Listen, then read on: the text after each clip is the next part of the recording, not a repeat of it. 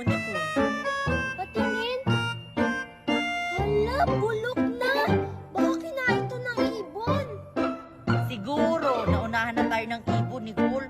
Bakit kasi ngayon mo palang sinabi na ngayon tayo kumuha ng mga strawberry na tinanim mo? Sige na, Nicole, kumuha ka na. Dito lang ako.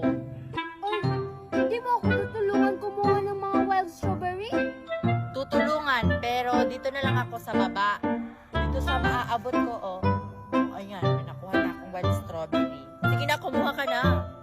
O sige, damihan mo ha. Ako na lang kukuha dun sa mga matataas. Dun sa taas, Nicole, ang dami dun, oh.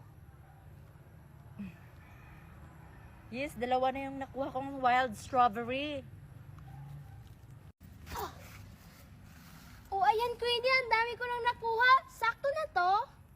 Oo, sakto na yan. Marami na rin akong nakuha, oh. Anong susunod natin kukunin dito sa farm nyo?